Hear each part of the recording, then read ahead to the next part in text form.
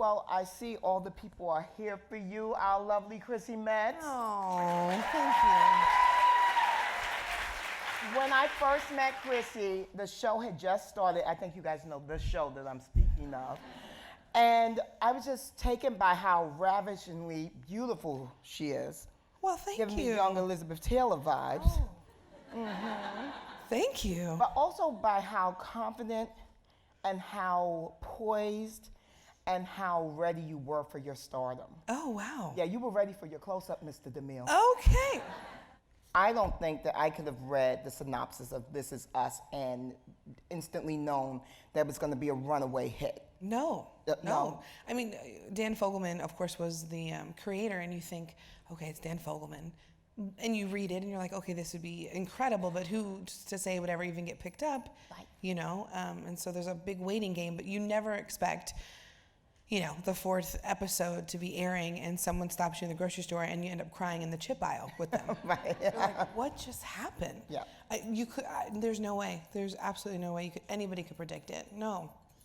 What do you think is the reason why America has been captivated by this very normal story? I mean, It's really a story about very lovely, normal, dysfunctional family in America that just has a lot of different dynamics attached to it. But why do you think people have really latched onto it? Well, I think we're all sort of figuring out who we are, and we're trying to handle life on life's terms, and that's overwhelming. Yeah. And you're like, how do I do this? And how do I do it gracefully and with family members and, you know, significant others? And so the relatability is so raw and real, and we deal with real issues like anxiety and weight and obviously mother and daughter issues and, you know, relationship issues and all of those things. And every single one of us has gone through those things or is going to go through them. And so whether we can open up our hearts and our minds, or we can see another perspective and we can understand empathy through those characters, it's like, oh, we're all trying to figure this out. Yeah. I think the empathetic part of it is really the part that shocks me, because we're in such a divisive time right now in our country. Yeah. But yet I feel like This Is Us kind of cuts across socioeconomic, race, gender, all of it. Yeah. I mean, I don't know many people that don't watch on Tuesdays at 9 p.m. just so they can cry. Right. You know, it's a bit of a cathartic kind of exercise, 100%. I think, for America.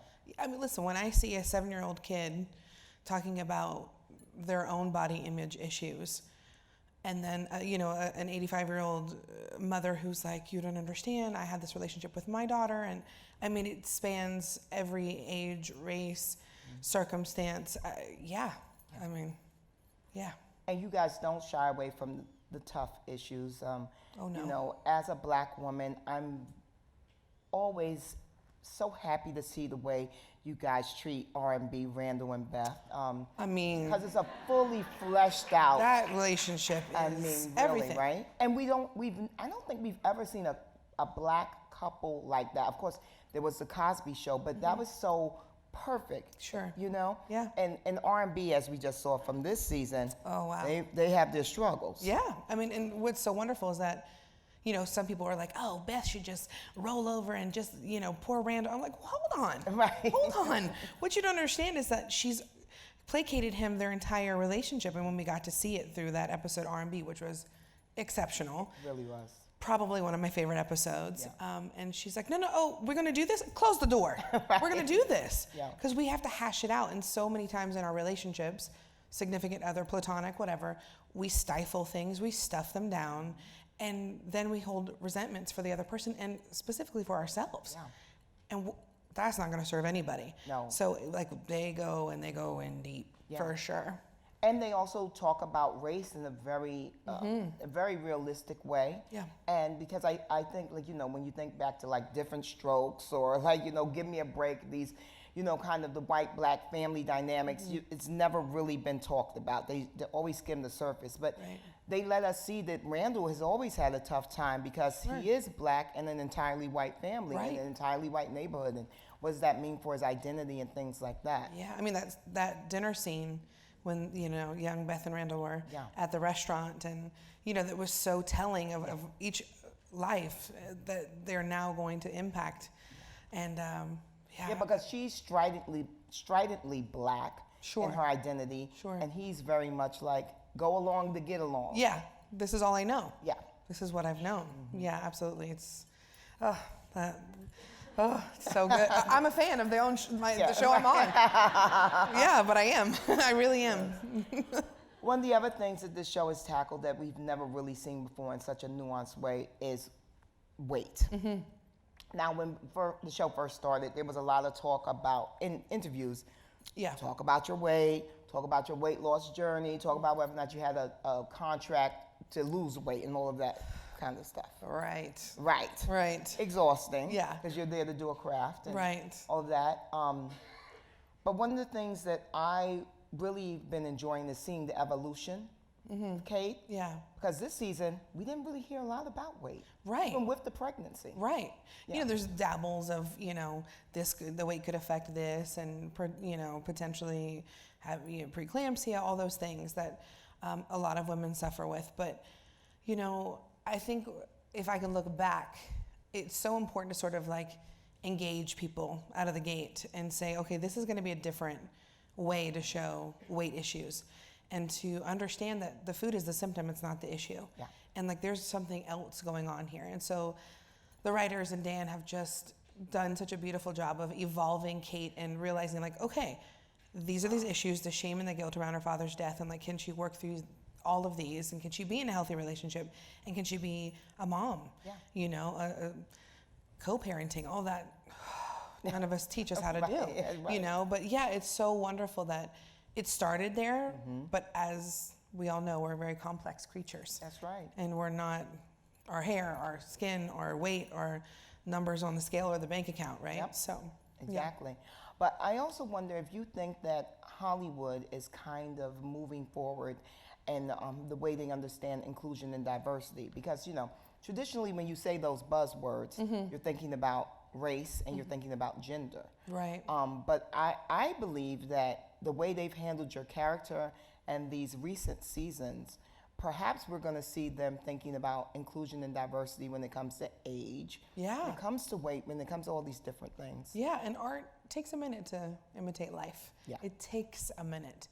And that's what's so amazing about the show and Dan and everyone who greenlit it, because it was different than we'd ever seen. And so then that paves a way for all these other stories and all these incredible people that we've never seen on television. I mean, if you think about an 85-year-old woman, there's so much life that he has led. We want to know about that. Yeah. Like, that's what's going to help us Yeah. in our evolution. So yeah, it's taken a minute, but it's definitely shifting. It might be a little slow, but it's shifting. Yeah. And like to turn a ship around, right? It's not easy. It's not easy at all. Yeah. Well, one of the things that I'm always amazed about when I'm watching the show is I'm always questioning, now is art imitating life or vice versa? Because I've also seen the evolution of Kate, but I've also seen the evolution of Chrissy. Right.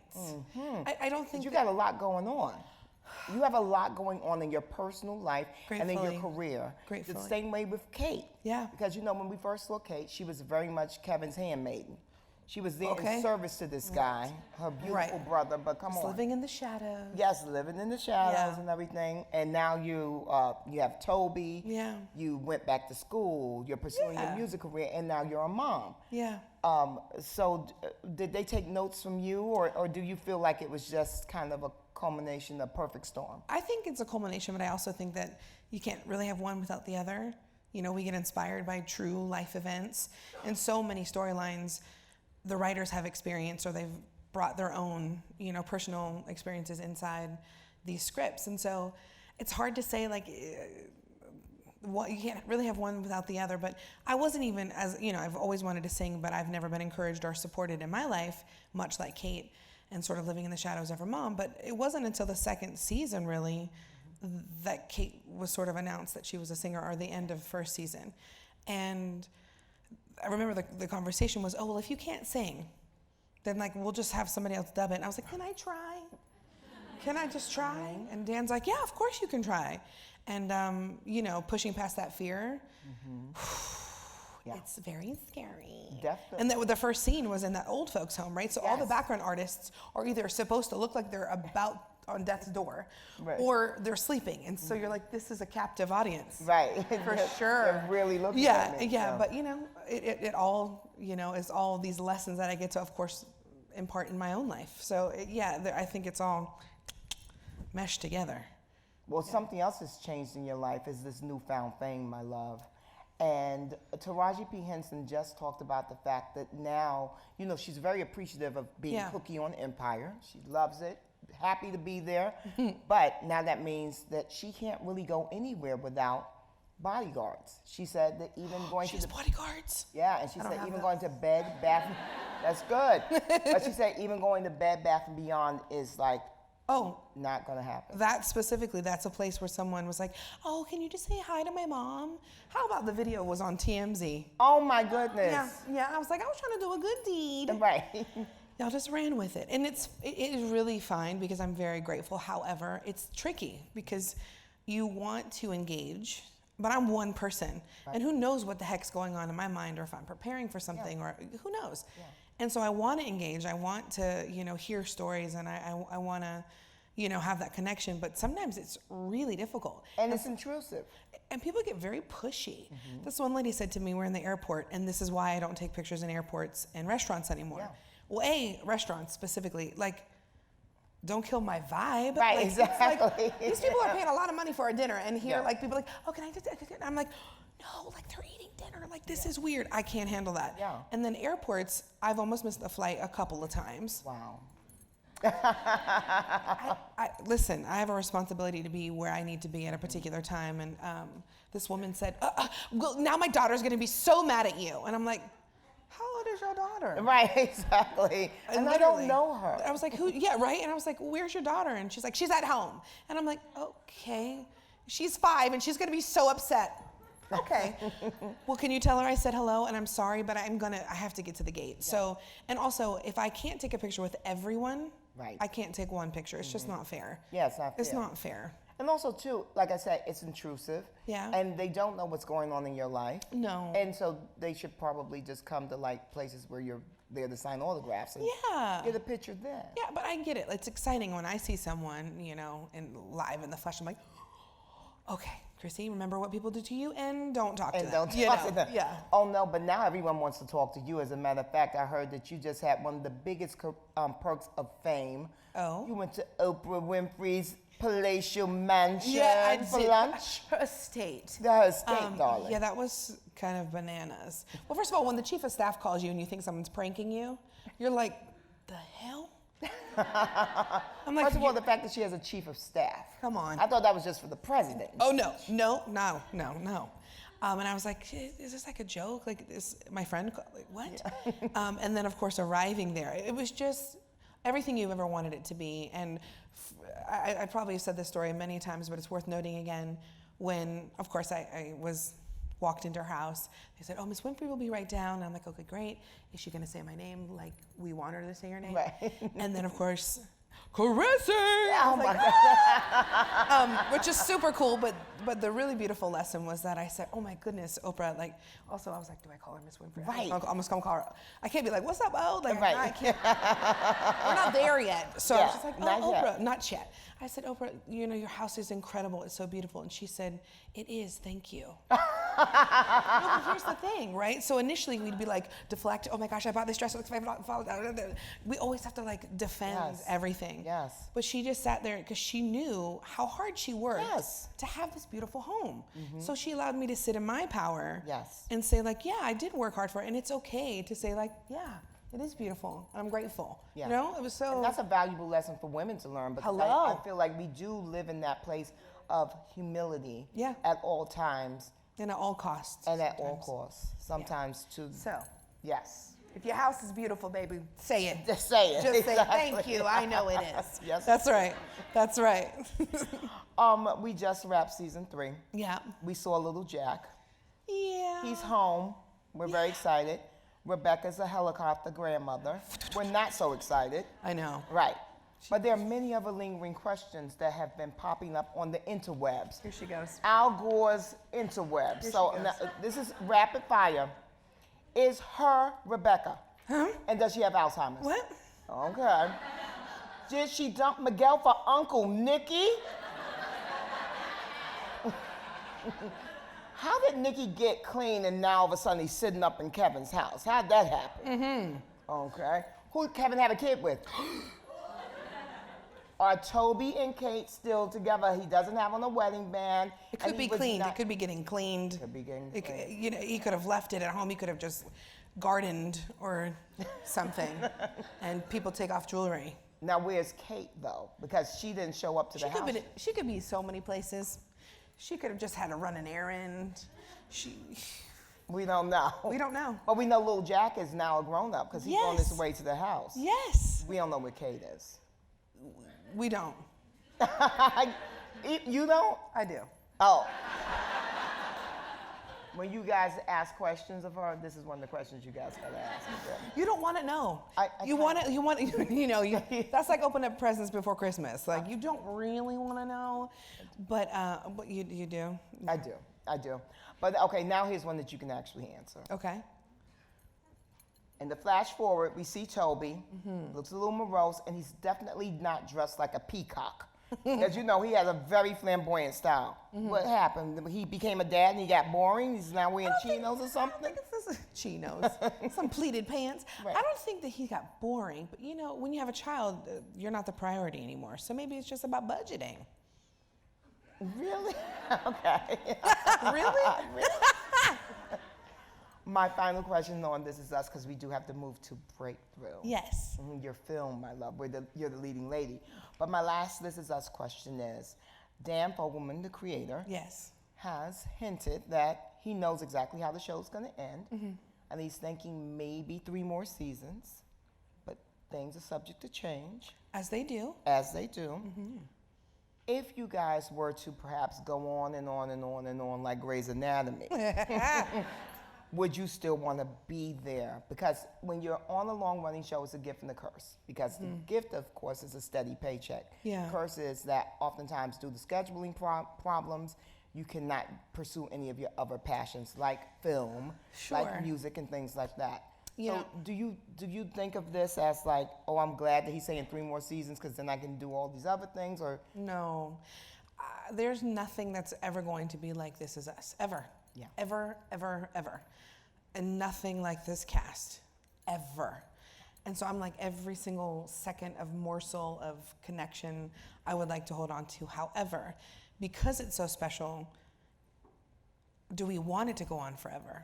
You know what I mean? Yeah. Like, you don't necessarily want that because you can end on such a beautiful note. And I do think that people will be very happy with the way it does eventually end, but you never know. Things are subject to change. But, you know, there is still an allotted time. We have a hiatus that we can do things in, and I really think that everything happens as it should. Yeah.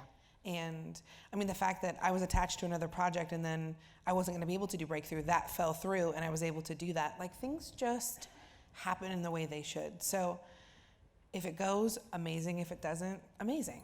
I love that. Everything is as it should be. Yeah. Yeah. I love that. Yeah. Well, you mentioned that a project fell through, and so you were able to do this current project that comes out on April 17th. Yeah. It's a wonderful film that I loved. I watched it over the weekend. It's called Breakthrough. Yeah. And so I want to join us on the stage as the producer. He's a friend of mine. He's a fabulous ordained minister. He's a best-selling author. I'm talking about none other than Mr. DeVon Franklin. Woo, woo. Is there a chair? Oh, there he is. Oh. And he's eye candy, but he's taken. This is the man that goes to the gym at 4 a.m. when we land. Right. Very impressive, Get folks. in Rumble Boxing. Rumble Boxing. Oh, Thank it's a you. plug for Rumble. That's right. That's right. A Rumble tumble on the ground. That thing looks intense. I'm just very impressed with DeVon. Anyway. Hey, what's up? How you doing? It's good to see you. You too. Yeah, right on. What's up, They're babe? so cute. DeVon, welcome to the stage. Thank you. Thanks Is this for your first time on the 92nd Street Wide It is. stage? It No, is. this is an iconic place. I know. I feel very honored to be here. You're very fancy now. You've made it. You thought you made it I'm with all those sitting with Hollywood. you and Chrissy. Yes, I have made it. But he's been fancy. Yeah, it's true. He's very fancy. He has quite the accolades and quite the accomplishments in Hollywood. And Breakthrough is just your latest project. Yeah, we met along with some of the executives from Fox, and I was pitching her the story, and she had a similar story with her mother.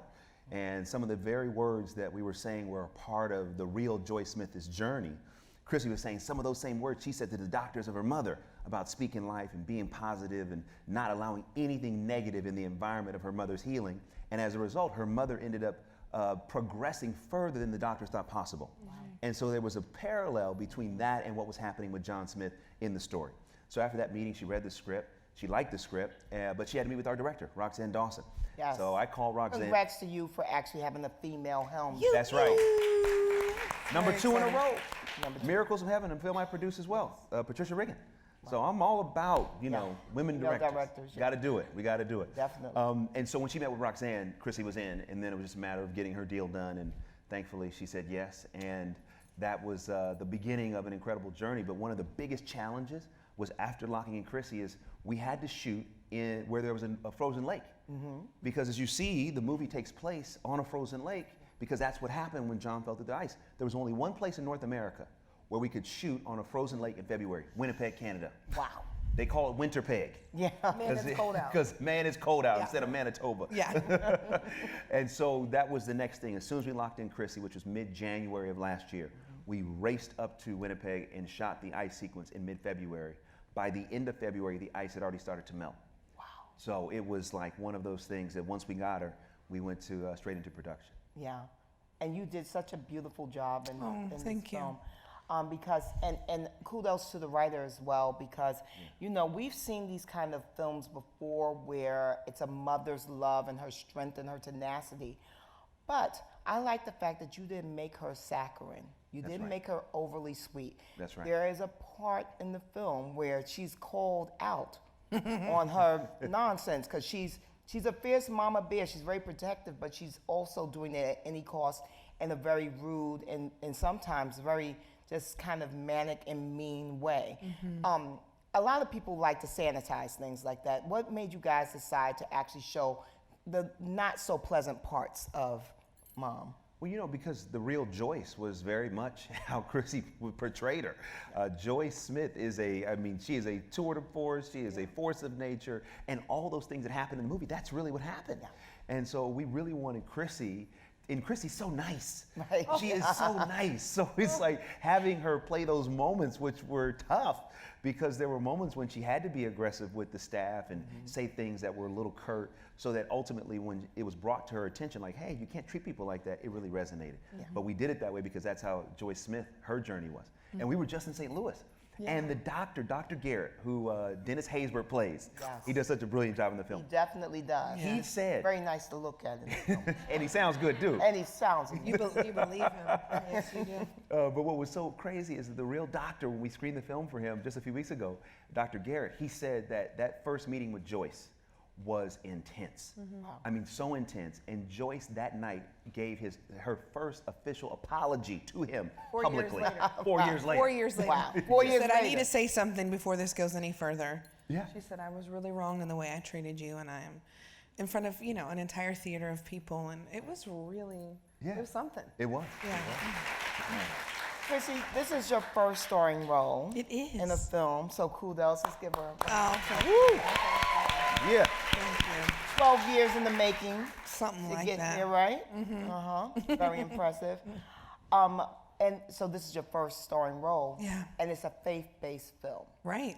which some people, DeVon, we're going to talk about this, some people don't think of it as, the best vehicle because is it going to be corny? Is it going to be low budget? Is it going to be these different things? There's lots of criticism wrapped around faith-based films. Sure. So did you have any hesitancy about taking on this role? It's interesting. My agent did. She's like, are you sure this is what you want to do? Do you think it's the right time? And for me, faith has always been a part of a huge, if not, my life. Yeah. And I've been so blessed in so many ways that I not only even if you're not religious or whatever it is that you do believe in, this is an incredible true story. Like, it's undeniable. So even as an actor, as a performer, why would you not want to take on a role like this? But also, why would I not want to honor how I've been honored by God? Yes. You know? So, you know, it's just like and everybody can have their own opinions. You know, anybody could, no matter what, you're going to find something in this film, and it just made sense to me. And like, if you don't stand for anything, you'll fall for everything, right? Yes. As they say. So, Amen. whatever. I'm like, I was moved to do it, and and The Spirit moved you to do it. Come on now. I mean, yeah, absolutely, Yeah. for sure, Yeah. for sure. DeVon, you are known as like the go-to guy for faith-based films because, you know, you walk in your faith. As a matter of fact, you have a wonderful book called Produced by Faith, which one of my favorite books. And we've had many conversations because I'm not, what do you call it? I'm a believer, but I don't go to church and things like that. Right. But whenever I've connected with DeVon, it's always been amazing because he warms your spirit. And he makes you think about God in a very real way, and you incorporate so well into your life. Here's a quote that you've said: "Too often, some people are too spiritual, and they don't recognize the value of the secular. And some people are secular and don't recognize the value of the spiritual. And what I realize is, I believe success is a combination of both." Yeah. I love that quote. Now, but where were you in your career trajectory when you actually had that epiphany? Because you've been working in Hollywood since you were a kid. Yeah. And I know that there was a time when you had to make it, there was a fork in the road and you had to make a really tough choice. So talk to us a little bit about that, how you came to have this philosophy and stand behind it so strongly. Yeah, I mean, I started in Hollywood when I was 18 years old. I always knew, coming from Oakland, that I wanted to be in entertainment. When I would tell people, I was raised in the church, so I've been in the church all my life. And when I would tell people that I wanted to go to Hollywood from the church, they were like, "You can't do it. It's Sodom and Gomorrah. It's the devil's playground. You're going to lose your faith." And I didn't believe that. Yeah. Just never believed it. I said, "Well, how do you know?" And a lot of times people want to tell you what someone told them about something instead of firsthand experience with it. Yeah. And then they want you to be happy with their secondhand account of what you shouldn't do. And then they say, "Well, what do you mean you're going to go again?" I said, "Well, no, I got to go where God wants me to go." So part of that, the spiritual part, was to get to Hollywood. Now, what I learned was, so often, most of the times, people receive religion or spirituality for those that are not religious or spiritual. They're looking at it from a lens of what they see on TV. Yes. Or the news. So for me, what I realize is that the value is not going to be in what I say. It's going to be in how I work. But one of the keys, which I didn't realize in hindsight was so important, was in that first interview, I told them, and I got an internship for Will Smith's management company. But before I took it, I said, I observe the Sabbath. So Friday night, sundown to Saturday night, sundown, I don't work.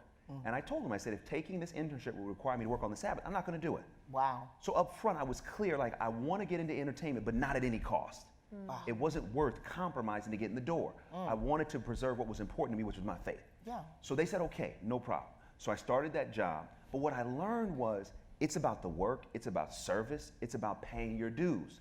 So the more that I would understand the secular environment, I realized, oh, got it. For me to be really successful, it's going to be a combination of both. So to your point about a fork in the road, which there have been many in my career. So I was working for Will. I graduated USC, became an assistant in his company. Did your parents pay the $20 million for you? What No. happened with that? No? No. You got on your own, Mary? Listen, that took me 10 years Okay. after I graduated to pay off those student loans. No, man. I can't even, I don't even know how people do it today. I mean, my bill was a lot, but that was, 20 years ago. But so in terms of the spiritual and the secular, I think it's a strong combination. There's a tension between the two. So I was an assistant at Will's company for 2 years after I graduated. I was supposed to get promoted. I didn't get promoted. So I was at the place in my job at that particular point where I was frustrated, angry, mad, and every day for months I was like, when is my promotion going to come? I want to become a producer. This job feels like it's a dead-end job. I go into my job one day and I turn on my computer. I'm so upset. I say, I can't do this anymore. I go into the bathroom, and true story, me and God have an aggressive conversation. True. I said, God, you said in your word that you would do anything I asked in the name of Jesus. I said, today, in the name of Jesus, you must move on this job. Wow. If you are who you say you are. Listen, I'm telling y'all my truth. This really did happen. Bossing God around? No, but I said, you told me to stand on your word. Yeah. So I'm standing on your word. So that night, my boss calls me into his office. He says, DeVon, we wish we could promote you, but we can't. Now, mind you, I didn't say anything to him at all about this prayer. Wow. He just brings me into his office and say, we wish we could promote you, we can't. We want to help you find a new job. Now, in one moment, I'm like, wait, prayer works. I'm like, wait, hold up. You want to help me find a new job? Wait, I sound like I'm being fired. Right, exactly. Right. So long story short, they said, we're not going to give you a timeline. You make some calls, we'll make some calls. Months went by, I made all the calls I could make, all the meetings I could take, nothing happened. It got to the point where on a Friday night, I heard this message about turning the page and how on one page of our life, that chapter's over. But we're afraid to turn to the next page where the promise is still good, but it's going to require faith. Oh. That Monday, I went in and put in my 2-week notice. They said, DeVon, what's wrong? Now, again, we're talking about the spiritual within the secular. What's wrong? Do you have a job? I said, no. They said, well, why are you quitting? I said, I can't tell you faith works if I'm afraid to try. True story. Whoop. Now, watch this. 2 weeks pass. I leave unemployed. I quit working for the biggest movie star in the world. And people say, you're committing career suicide. Yeah. That Monday, first day of unemployment, by the end of the day, I was called and offered a development job. The same job I was supposed to get with Will, I got at another company. Wow. 1 day of unemployment. Was able to observe the Sabbath. Do you know, not only was I there for a year and a half, I went to go to MGM. MGM got sold to Sony. Do you realize by the time I got to Sony Pictures, as an executive in 2005, I went from being the intern and the assistant that quit working for Will to then being the executive that oversaw and worked on most of his films, from Pursuit of Happiness to Karate Kid to 7 Pounds. So, long answer to your question, but it's a strong combination of both. Wow. The faith works. It works if you work it. If you work it. Yes. Yeah, so you cannot be passive in it. No, you can't. You have to be an active participant every day. But it requires fear does not go away. We all have it. But we have to have the courage to face it. Yes. And the very thing we're afraid of is the thing we have to do. And that's one of the things I love about working with Chrissy, is when you see that scene of her going in the emergency room and praying John back to life, she doesn't say this, but that was a terrifying moment. Yes. It was her first day on set. First day. We're like, okay, great, both feet in the water. But what was so amazing is she goes in there and says, okay, I'm not going to shrink against the fear. I'm going to take that fear and use it. And what came out of it? One of the most powerful scenes I've ever been privy to witness being filmed on in a movie, without a doubt. Yeah. And the thing I love about Chrissy is that when you look before she got there, you talk about 12 years, and I talk about this. If I could, I'm gonna write a book on Chrissy. You talk about He's faith, you talk about spiritual, and second. For years, she was an agent. She was representing others and getting other people jobs while she had a dream. Yes. But while she had a dream, she didn't get bitter, she didn't get frustrated. She was taking acting classes as an agent. Wow.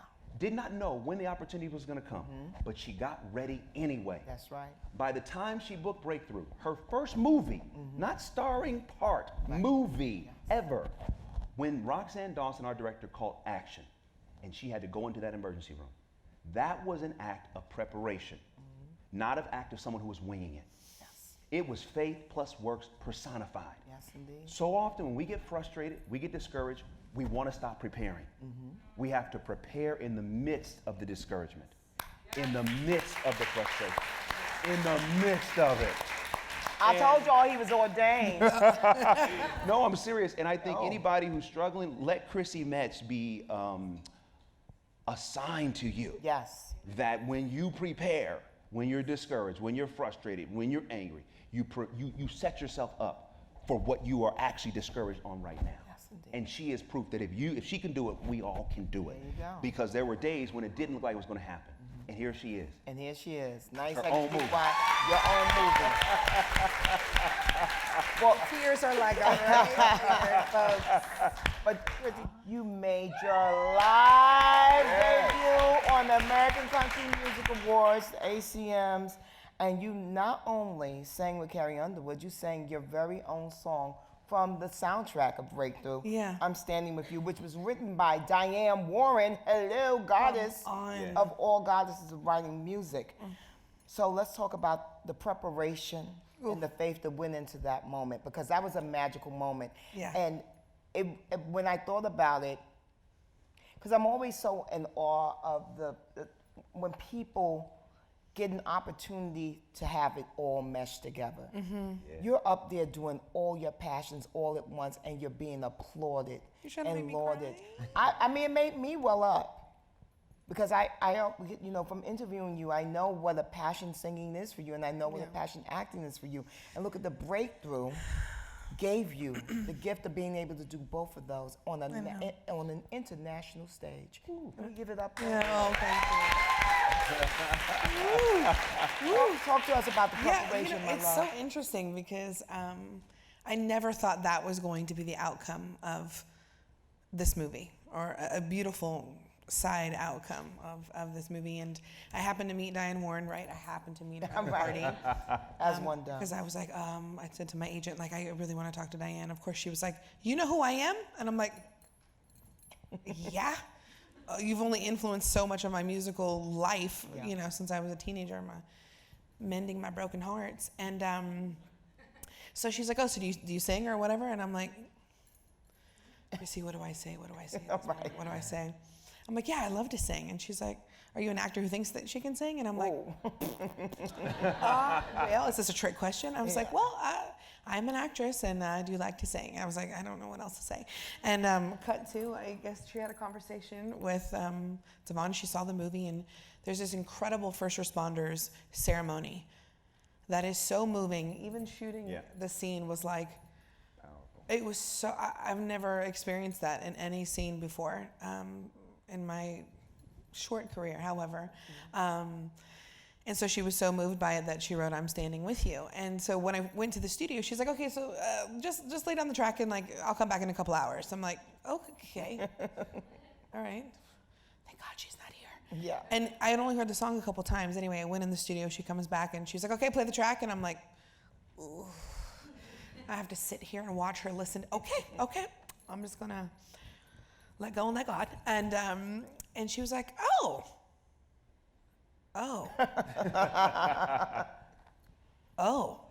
And I'm like, okay, I think these are good things. And you know, her assistant's like, and I'm like, oh, that's a compliment. Oh, and she's like, oh my God, she's, you know, and she is no filter. No. So she made very clear what she thought about it, which was a nice thing. And so I don't even know between that moment and it becoming this incredible, powerful moment in the ACMs with these incredible artists who I love so much. Yeah. I don't even know how that all happened, aside from God. Aside from just like it all sort of meshing perfectly together. But it was, I mean, I'm still wrapping my head around it. And what you don't see with live television is everything that happened 2 seconds before, you know, the curtain literally goes up. And I thought, okay, Chrissy, if you could just stand on 2 feet and get through the song, that's your victory at this point. But it really, it's very moving, very, very emotional for me. Yeah, and it was beautiful, and it was beautiful to see the outpouring of support that you received instantly. That was really great. And I know DeVon was there like a proud daddy. I basically say like he's like my big brother. Yeah. He's the most wonderful teacher, brother I could ever have asked for, and I never expected, but needed in my life. Wow. And so he was in the pit. He was in the pit, and I didn't even know. He's like this close. Thank goodness I didn't see him. I'd be like, ugh. But yeah. He was going to cue you in case you forgot words or something. He would have been like, oh, no. Yeah, we prayed before, and God was with us, so it all worked out. It was amazing. Yeah, it really, really was. So I don't even know how it happened, but it happened. It happened. Yeah. The universe worked. Yeah. I mean, inspired for your success. Always for your good. Always for your good. Always for your good. Yeah.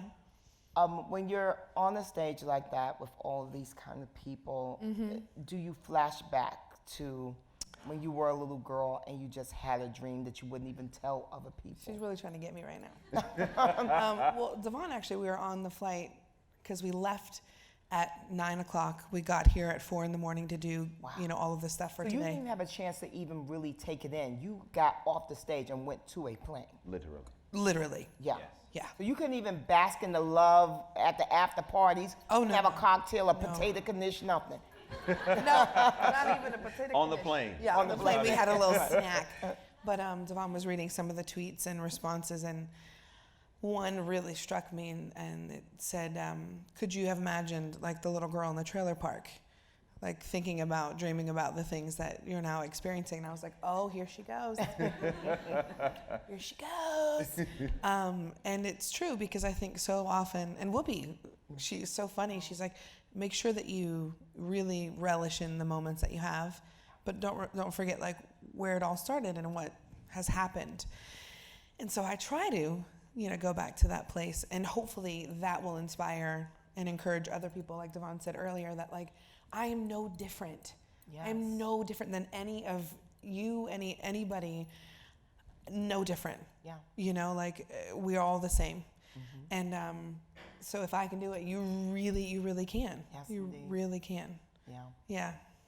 I call my little inner self whenever I'm doing something that's challenging. I call on little brown Bevy. And she shows up and she fuels me. Oh, now that's going to make me cry. Oh, what's little Chrissy's name? I think it's Little Chrissy. My Little Chrissy. No.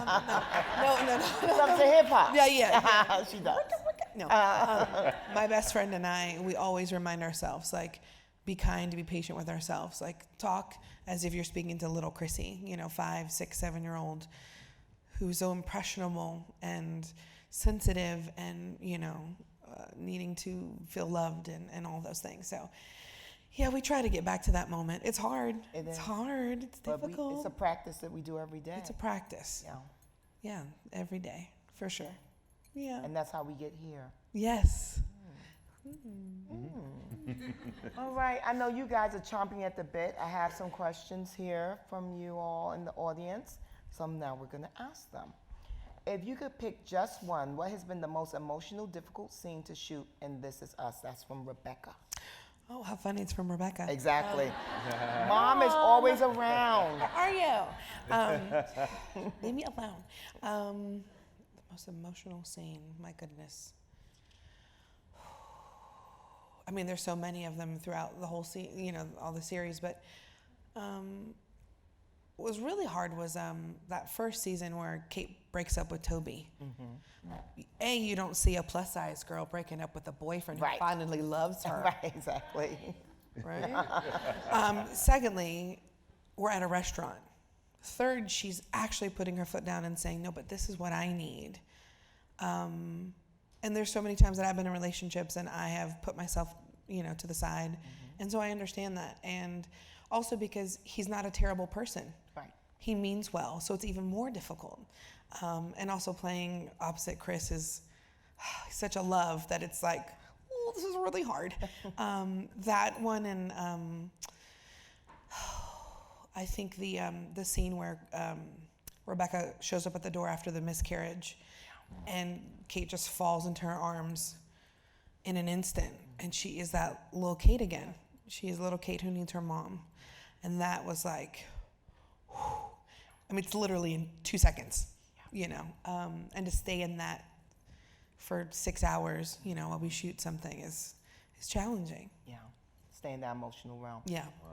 When you were working on the film, DeVon, what space did you see her stay in? Because there were lots of difficult scenes that you had in the film and Breakthrough. But what was a scene that you remember where she really had to just stick it and she was able to do it? I mean, the thing about Chrissy is that you would never really know if you didn't know what she was shooting, because she has such an ability to go back and forth. So even when we shot the hospital scene or the prayer moment, I mean, it was intense, but she was still approachable. Wow. It wasn't like leave me alone, I can't talk to anybody.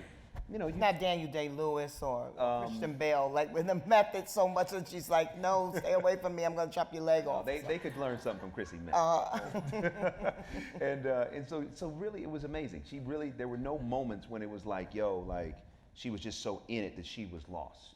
Yeah. I don't know how. I mean, I seriously don't know how she can do that, but it was pretty remarkable. I think it's really like getting out of my own way, because the ego is loud. Yes, And I said, this is not about me. This is not my story. This is the Smith story, and I'm just a conduit. I'm the instrument. I'm a piece of the puzzle. And but that also meant that I get to create the energy in the environment, and I know what it's like when people are a little. Yeah. And it sort of sets this tone, and I didn't want that. And but it was so loving and supportive that it was sort of inevitable. You set the tone because you were number one on the call sheet, my love. Fancy dancer. I mean, I was, but Yeah. That's right. Remember So what Oprah exciting. taught you? yeah, Stand in it. that's right. Yes, I was. I was. I was. Go. Marilyn wants to know, how much input do you have in your character, and this is us, and how far ahead do you have your script? We get the script in about sometimes 3-4 days in advance. If we're lucky, sometimes things are rewritten. What was the other part? I'm sorry. How much input do you have in your character? Right. I think we should have any ideas, or we think, oh, maybe this, or I don't think she would say that. Could we, they're so open and available. It's collaborative. It is collaborative, but they know what they're doing. Yeah. I trust them completely. So it's very rare that I, might pitch an idea here or there. Yeah. Did you do any tweaking on Breakthrough? Were there any No. scenes? No, none. No, Not one note. That's the thing with with the story, with the Smith story, and Joyce and John and Pastor Jason. It's like everything was in and on the page because that's what happened. There wasn't really any need to do anything else. No.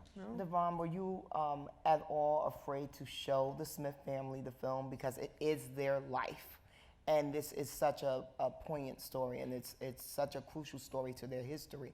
Were you afraid at all? No, I wasn't afraid, because I met them while I was promoting my last film, Miracles from Heaven. And so when I met them and heard their story firsthand, I immediately began to develop a rapport with Joyce, John, and Pastor Jason. Yeah. And so as I've developed that rapport over the years, we would turn to them for advice and information, and so much of the script was crafted with their insight and guidance. Yeah.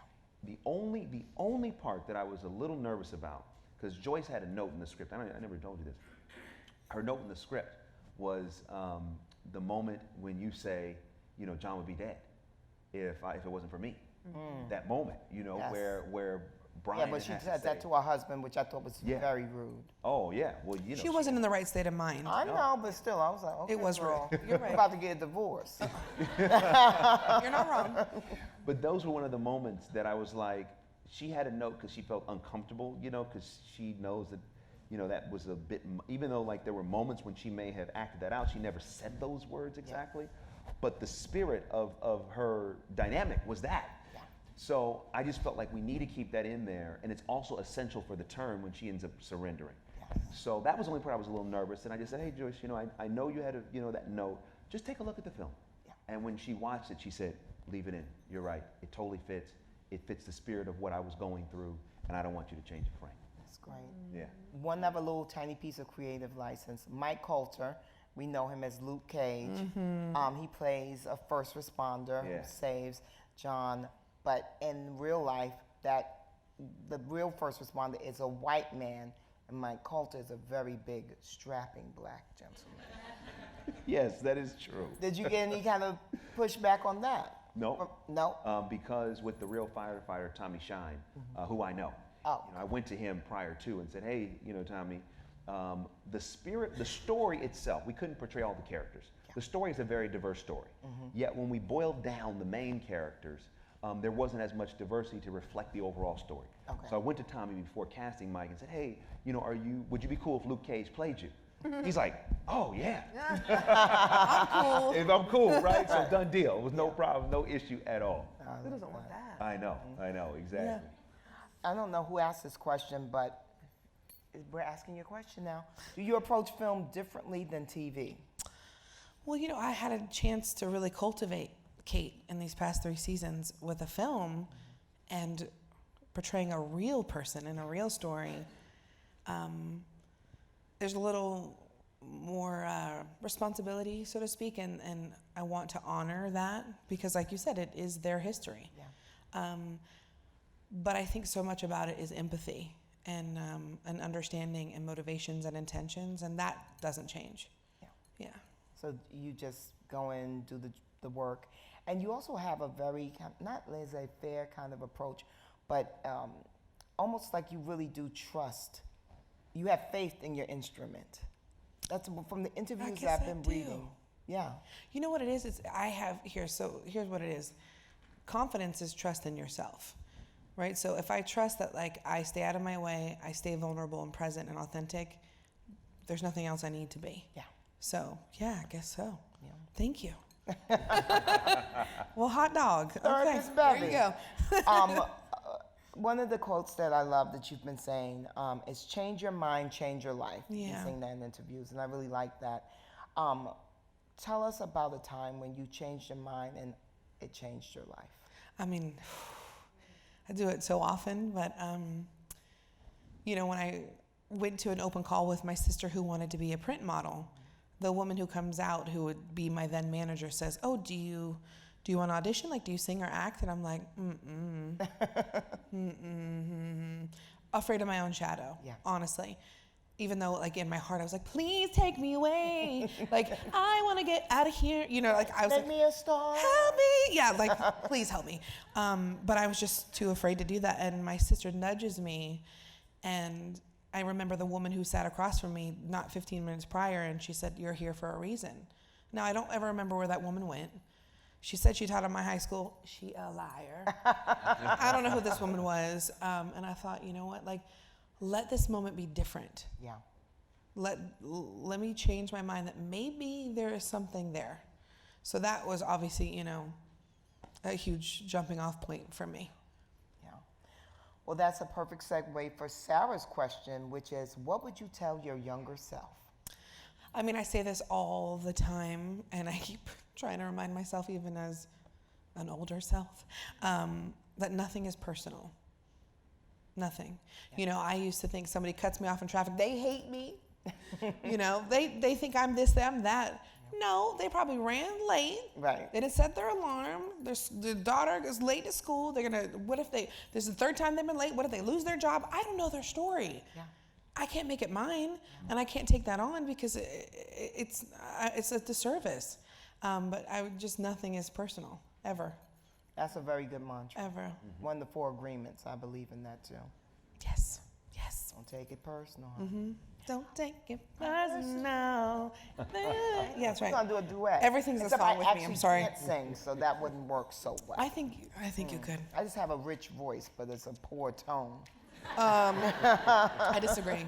Get you a little lesson, and you were like, watch. Like Mariah? Yeah, exactly. This is going to be our final question, and I want you guys, both of you, to answer this.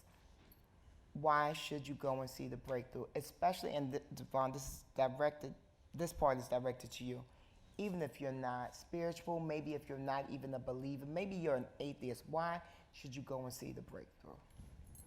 Okay. I'll start. Because the point Chrissy made earlier, I think it's so important. This is a true story. This actually happened. And what I find so compelling about Joyce's story, whether you're a believer or not, is that she was faced with death. Her son was not fighting for his life. His life was over. 45 minutes with no pulse. 45 minutes with no pulse. Before that, 15 minutes trapped underneath the ice, no oxygen. Yeah. When the doctors go to her and they say, "We've done all we can do," they didn't say, "Come in here and see what you can do." Yeah. They said, "Come say goodbye." Mm-hmm. So she has a choice. Am I going to speak what the doctors just said? Or am I going to speak life? And I think that is not religious. Mm-hmm. I think that is life. Yeah. And I think too often we speak negative over our circumstances. Yes. And as a result, we sometimes don't see the circumstance change. So this story and what Joyce did, I think, is so universal. And the idea that she spoke life, and as a result, her son now has life. 18 years old, getting ready to go to high school. You know, I'm getting ready to go to college, excuse me. No brain damage, no eye damage, no lung damage, nothing. No evidence of what he went through. And in the medical record, it says patient dead, mother prayed, patient came back to life. What we have seen. Wait, can you say that again? Patient dead, mother prayed, patient came back to life. That's in the medical record. That's in the medical record. It's not a religious, 301 pages medical record. Yes, That's the last page. Acknowledging what happened. Yeah. But even beyond that, the last thing I'll say is that I've been on the road since September of last year, screening this movie for all different types of audiences all around the country. And the thing that's so powerful about Breakthrough, I would encourage anyone to see it, is it's a human experience. And what it reminds us is the power of community. Yes. When John, even though he has a pulse, he's still fighting for his life, when you see the love of that community. John is adopted from Guatemala. He was raised in a predominantly white environment. And what's amazing, you see everybody, they don't treat him like the adopted kid, the international kid. That's our kid. Yeah. And what it reminds us is no matter, we all have differences, but too often we let the differences divide us. What happens if we acknowledge we have a difference, but I'm still going to be there for you? Yes. I'm still going to intercede for your good. We all would experience a breakthrough. And I can think that if people go see this film, they'll experience a breakthrough too. And you had to tie it up in a bow, and now, Chris, you have to go after him. That's why I was like, why did I say to go first? It's hard to follow this guy, that's It for is. sure. But April 17th. April 17th. If I could just piggyback quickly, I think we're all trying to find our purpose in this life. And what's so beautiful is that John didn't know what his was and felt guilty that he was the one saved. But now he's finding his purpose and he's using ministry as that. And like his story, his tragedy has become his triumph. And that's what it really is. And, at the end of the day, we all want to be loved and validated and to find our purpose. And so, if this is what it is. Yeah. And it's inspiring. Oh, it's beyond. On all levels. Beyond. It's changed me. Yeah. Me too. Yeah. Well, thank you so Thank much, Chrissy you. Metz, DeVon Thank you, Franklin. brother.